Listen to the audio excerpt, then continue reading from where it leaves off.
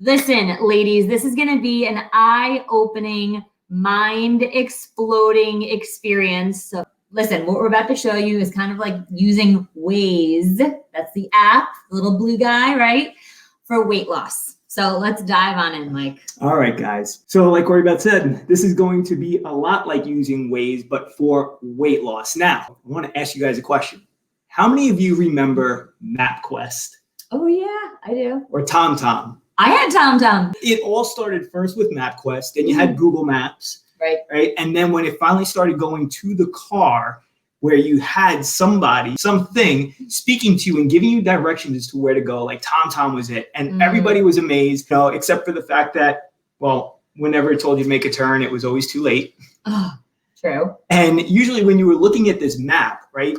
I mean, imagine you're going on a road trip and you pull up MapQuest and you look at it and you're going, okay, it's going to take me 2 hours and 14 minutes to get there.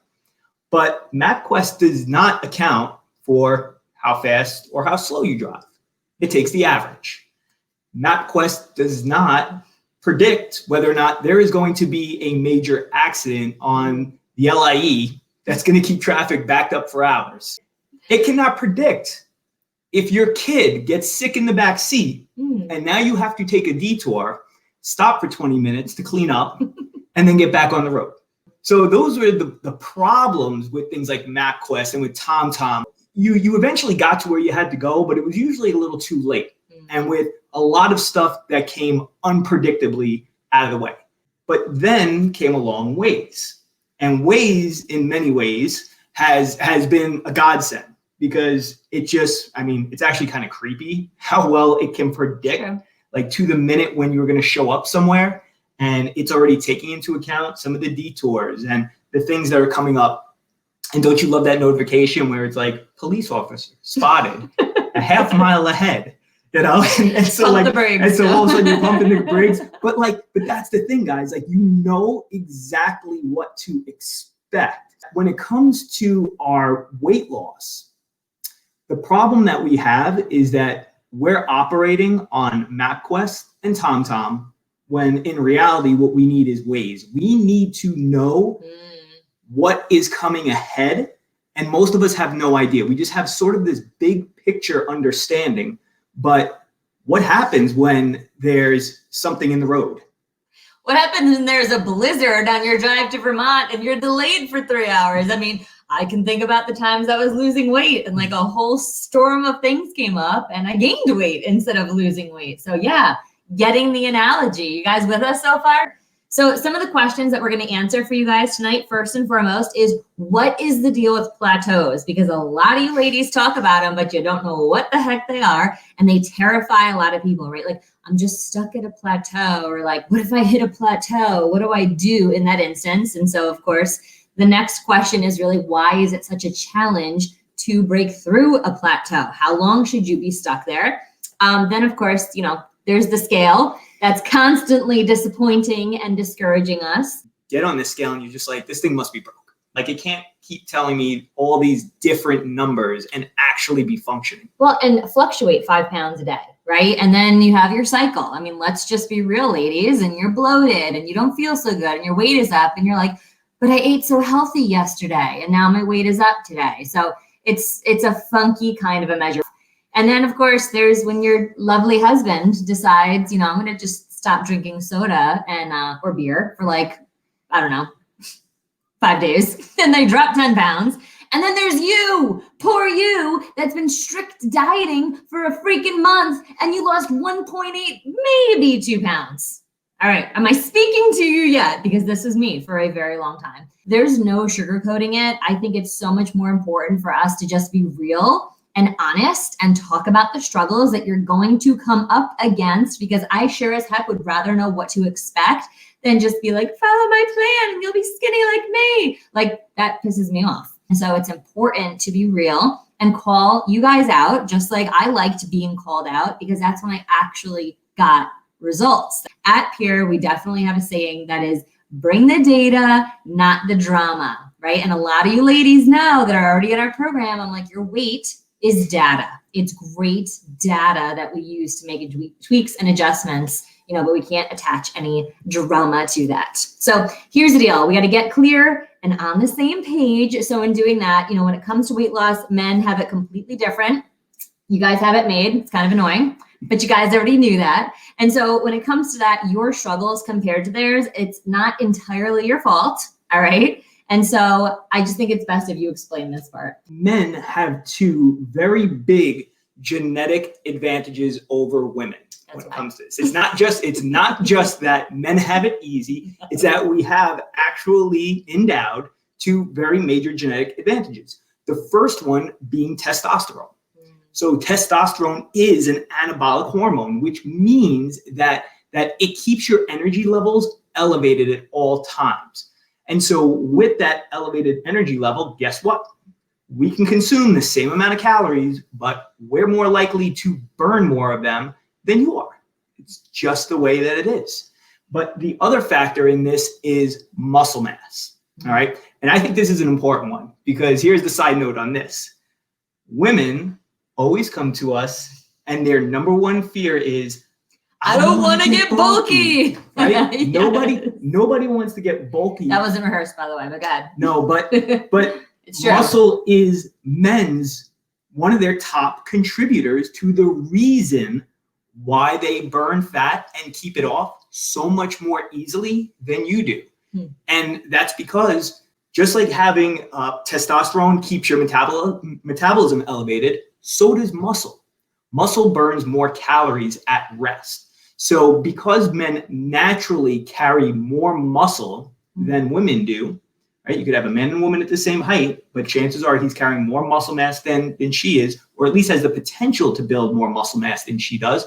And that's the reason why he can burn calories so much more easily than you can. It's part hormonal. So you're saying take testosterone. I'm just kidding. Don't do that. That's when you're going to get bulky, ladies. Yes.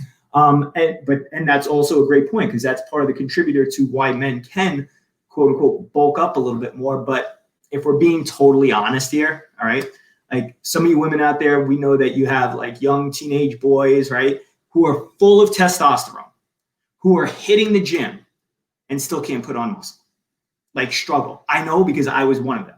Like I've been trying for 40 years now to try to amass as much muscle as I possibly can. I'm pretty sure I started at 3 years old, trying to put on as much muscle as humanly possible. And this is what I ended up with. I mean, you guys have seen his pictures though. They're pretty amazing. But here's the thing, is that if me, with all these genetic advantages, can't bulk up, then there's no reason for any of you to be concerned about that. So okay, whoa, mic drop. Because seriously, that is the biggest concern that women have. But you're absolutely right. Like without those high levels of testosterone, there's no way for us to bulk up. So then you're saying that we should not be afraid of heavy weights. Absolutely not. All right. Your objective should be to lift as heavy and as hard as possible because it is one of the best things you can ever do for your metabolism. All right, so. This is amazing. Okay. So when you guys see these pictures, you probably think something like I said, and I've seen them before, but like they're literally amazing, are they not? The problem with looking at these pictures is you don't know what happened between picture number 1 and picture number 2, the before and the after, right? There's a whole lot of stuff that happened in there, but you just see that and you're like, oh, that's great. What did she do, right? And so it inspires all of us to go on a journey, right? Because we want to look like these incredible women do. But you don't have the context, right? And so that poses a huge problem. And that's where I think a lot of confusion comes from. Absolutely. So we just acknowledge what the physical hindrances are, right? You do have a little disadvantage compared to men. No testosterone, I shouldn't say no testosterone, but very tiny testosterone levels and less propensity for building the muscle that's going to keep your metabolism elevated. Okay. So that being said, I still don't believe that's your biggest hindrance. I believe that your biggest hindrance is actually your expectations. So, oh, man. All right. So let's take an example. Let's pretend, and this might be a true example for some of you, you had 25 pounds to lose. All right. Now, in your mind, it looks something like this. Over the course of about 4 weeks, you should have a nice, smooth, steady, consistent descent until you reach your goal. So that means is every morning you are stepping on that scale and you are seeing at least a 1 pound drop. And if you did that every single day, then by the end of the month, you will have hit your goal. You will be the happiest woman who has ever walked the face of the earth. I'm pretty certain of that. But the thing is, whether or not you truly believe this to be the way that it will go for you, you plant that idea in your mind anyway. So on some level, most of us know it's not going to be that clean, but at the same time, we don't quite let it leave our brain and rest out somewhere out there. So here's the truth, guys. I totally made up this example because in my 22 years of doing this, I have never in my life observed fat loss that looked like that over the course of a month. The thing is that this level of predictability does not exist. It just doesn't exist. But that doesn't necessarily mean that your fat loss is unpredictable. It totally is predictable. Totally predictable. And so we're going to get more on that point in just a moment. All right. So here's what it actually looks like. And this is a 3-month snapshot of one of our clients. Now, by a show of hands, which of you ladies wants to sign up for these kind of ups and downs? You're like, no, I don't want that. Actually, most of you are probably like, I don't need to raise my hand. I don't need to not want to sign up for it because this is my life. Yeah. This is my life. And guys, this is truth. We said we'll always come to you guys with the absolute truth. We're not going to paint a false picture. So this is what 3 months actually look like. However, this is that same client when we spread it out over 6 months. Much, much different. Does it now look kind of familiar?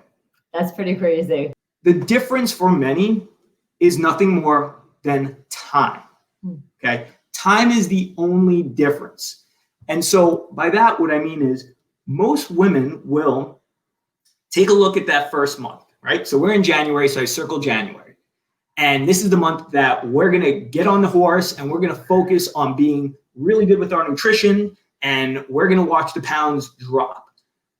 But what happens is because of what we're actually looking at day to day, what it looks like, we get freaked out. And that comes to February where you're like it's just too much. I'm not going to keep doing this. I think the exact phrase that we use is screw it. Like, screw it. Why am I doing this? I'm not getting the results I want. I just gained a pound. In fact, I gained 3 pounds. So screw it. Yeah. Like that literally is what happens. Welcome to my life before Mike. This is what the successful women do. This is what we saw just moments ago in that example when we scaled it out over 6 months. And then it was a very, very pretty picture of what optimal fat loss actually looks like. So true. So when people approach it like this, right, it's so much different because then you can take all of those fluctuations with a grain of salt, right? Because what normally happens, ladies, one day you're up, the next day you're down. Then you're up for 3 days in a row, but then you have a major drop and then things level off.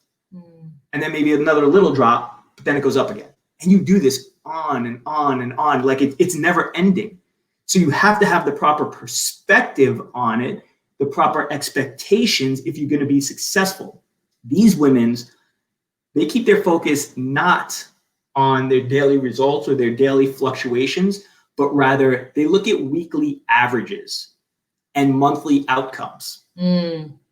So here's what we always recommend you ladies do, is that if you were tracking your weight, and I know some of you are like, I hate the scale. I don't want to look at a scale, so I won't step on a scale. As Corrie-Beth said, you should step on a scale because it's just data. Yeah. And understanding that data is key.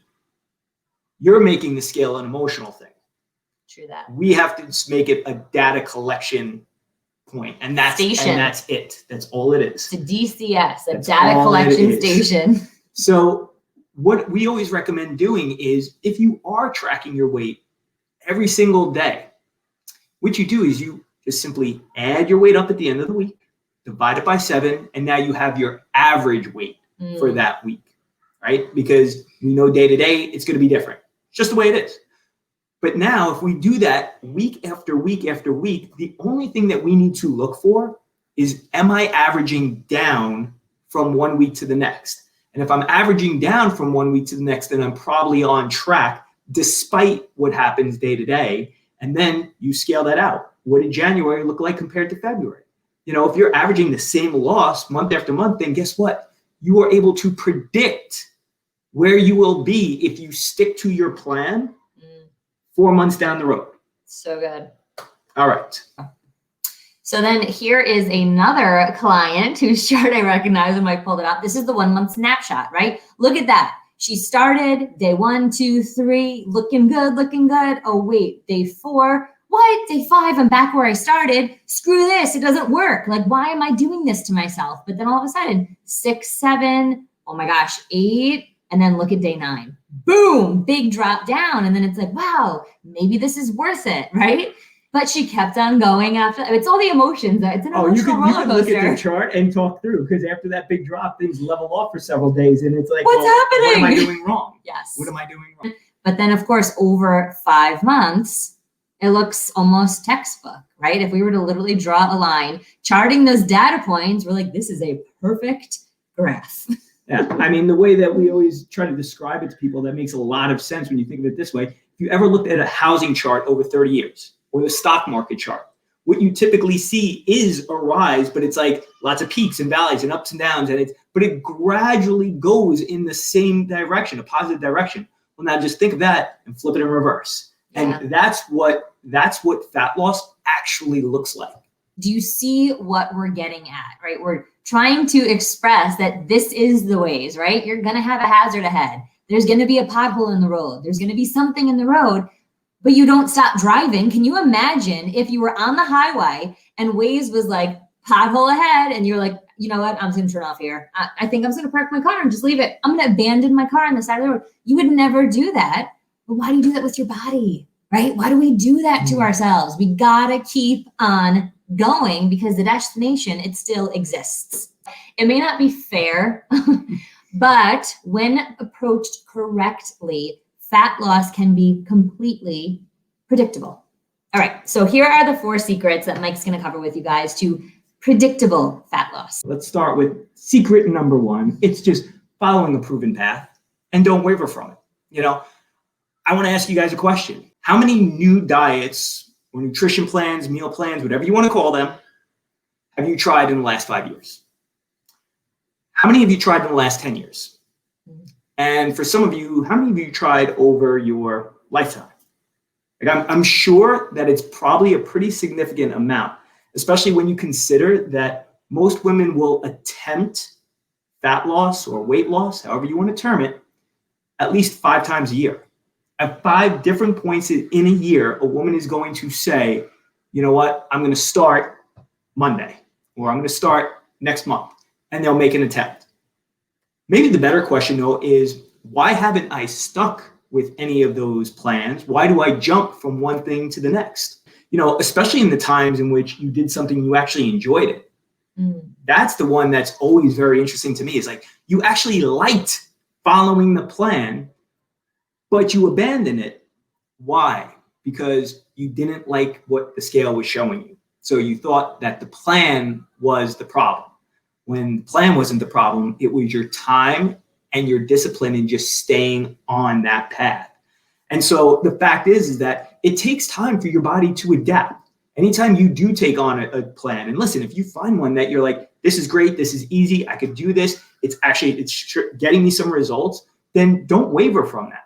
Because the thing is that your body has to adapt to the plan. And once it adapts, that's when all of a sudden you start noticing changes in your metabolism. That's when you start noticing that the scale is changing. Maybe again, erratically, but consistently you're going down. But when you prematurely jump from being on a plan to not being on a plan, to jumping to a new plan, your metabolism never gets that opportunity to adapt. Your hormones never get that opportunity to adapt. And that's the thing. They will. They just need time. But instead, what we're doing is we're constantly disrupting our hormones. We're disrupting our metabolism. And it's in that state of disruption that we usually see ourselves regaining weight, or we see ourselves, even worse, gaining more afterward. The analogy that keeps coming up in my mind for me is, we talk about weight loss not like a scale, but more like a thermostat, right? It takes time to catch up. And this would be the equivalent, right? Jumping off the plan. It's the equivalent of having a little kid in your house where maybe it's a little bit chilly. And you're like, don't worry, honey, I'm just going to turn up the thermostat. And you go from like 66 to like, 70 degrees. You pump it up 4 degrees, and your kid every minute, like that's the equivalent of every day. Like, why is it so cold? Why is it so cold? Why isn't it warm yet? I'm so cold. I need a blanket, right? So you as a parent know, like, you don't touch the thermostat again. You're going to leave it alone, right? But this would be the equivalent of somebody jumping over, like your toddler getting a chair and climbing up and like cranking it up to 75. And then they're like, oh, it's too hot here. Like, let me put it back down at 68. We're all over. Like the HVAC unit knows what to do once we set the course, right? It may take a little while to get there, but it's the same here with your body. Once we set the course, you don't mess with it. Just let it happen. Trust the process. Such an awesome analogy. And, listen, this is all we've been talking about. Like, approach it with realistic expectations. Expect it to not look good. Expect it to look very ugly at times. I mean, it will. As I said, we look at those charts. I mean, those are some ugly looking charts. Seriously, if we take that snapshot, I mean, forget looking at it over the course of a month. With some of those, you can imagine the conversations that I had with people with that 1 week, that 1 week where it went, and then it was like, what's going on? What am I doing wrong? You're not doing anything wrong. You just got to stick to the plan. And if you look at it over the long term, trust me, you will get there. So listen, you want to work as hard, if not harder, on your mindset as you do your nutrition and your exercise. And you guys have heard all these phrases like, you attract who you are, you become what you think.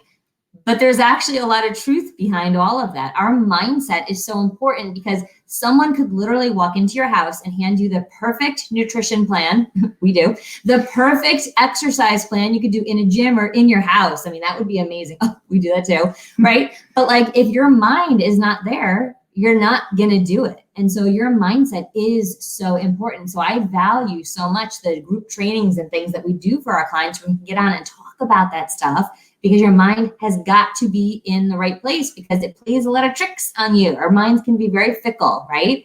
You should stop doing this. You're working so hard. So that being said, mindset's incredibly important.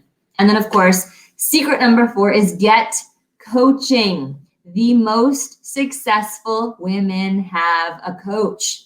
Jennifer Aniston has like 8. Oprah has like 9. Seriously. And so that's why, you really want to have the outside perspective. It's like that 10,000 foot view on what's going on in your life, because we can be very dramatic about our own lives, but this really gives you that outside view. And it's somebody to hold you accountable, somebody to get you out of your bed, get you to the gym, and make sure that you're eating the right things. I have a couple of clients that are sending daily pictures of meals right now because they need that level of accountability. I love it.